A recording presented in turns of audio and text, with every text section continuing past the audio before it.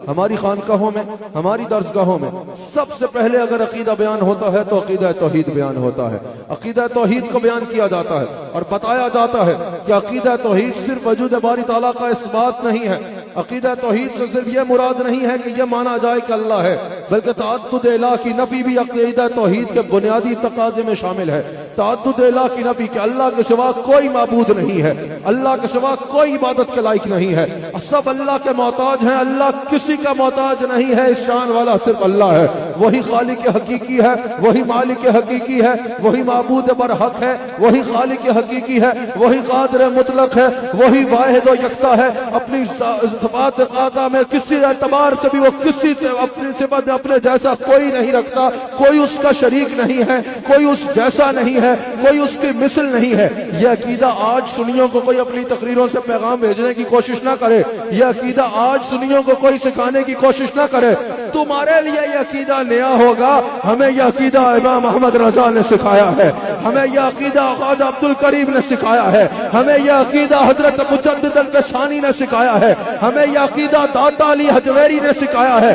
بند کمروں میں بیٹھ کر یہ عقیدہ بیان نہیں کیا، بلکہ دین اکبری کے خلاف اگر بادشاہ کی آنکھوں میں آنکھ ڈال کے کسی نے کہا تھا سن لو اللہ کے سوا کسی کو بھی سجدہ تعظیم حرام اور سجدہ عبادت شرک ہے، تو وہ ہمارا بابا شیخ احمد سرہندی فاروقی مجدد الفسانی تھا۔ کہتے ہم ہزاروں والوں نے جو ہے وہ معاذ اللہ شرک کی تعلیم دی ہے۔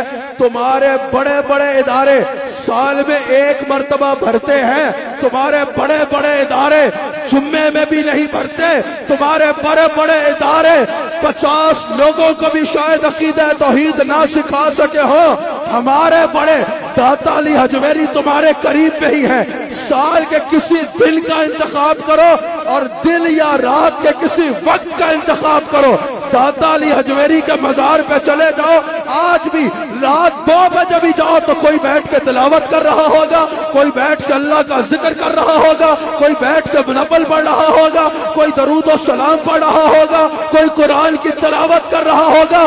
جو کام تم زندہ ہو کے اتنے خرچے کر کے نہیں کر پا رہے، ہمارے علی حجویری کی قبر وہ کام کر رہی ہے، ذکر بھی کرا رہی ہے، تلاوت بھی کرا رہی ہے، اور قبر یہ اعلان کر رہی ہے۔ یہ نغمہ فصلو گلو لالا کا نہیں پابند، داتا علی حجویری کی قبر کہہ رہی ہے بہار ہو کے خزاں لا الہ الا اللہ۔ شرک کرتے ہیں جن کو تم مشرک کہہ رہے ہو۔ کبھی مجدد الفسانی کا عقیدہ توحید پڑھا، ابو جان سے سنا، لالی پاپ منہ میں ڈال کے مشرک کہہ دیا، جس کو تم مشرکوں کا مبیر کہہ رہے ہو۔ داتا علی حجویری سے کبھی عقیدہ توحید سنا؟ ناک میں انگلی ڈال کے پیدا ہوئے تھے، ابھی تک ناک میں انگلی ہے۔ کبھی جس کے غلاموں کا مشرک کہہ رہے ہو غوث اعظم کا عقیدہ توحید سنا؟ بدھو کے بدھو پڑھو تو پتہ چلے نا، جس کو مشرکوں کا پیر کہہ رہے ہو کبھی امام احمد رضا کا عقیدہ توحید پڑھنا آئے تو پڑھو نا، اگر تم پڑھو تو یہ کہنے پہ مجبور ہو۔ باتیں کرنے والے بہت ہیں، لیکن اگر بڑے صغیر میں کسی نے لوگوں کے سینوں کو اللہ کے ذکر سے آباد کیا تو یہ قبروں والے اللہ کے ولی ہیں۔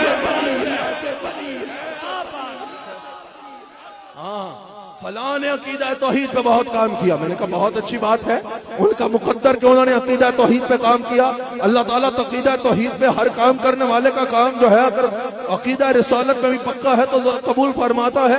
لیکن میری بات سنو، ٹھیک ہے کام کیا، آج قبر پہ چلے جاؤ قبر ویران ہوگی، ذرا ان بزرگوں کی قبر پہ جاؤ نا، ان کی قبر بھی لوگوں کو اللہ کا ذکر کروانے کا کام لے رہی ہے۔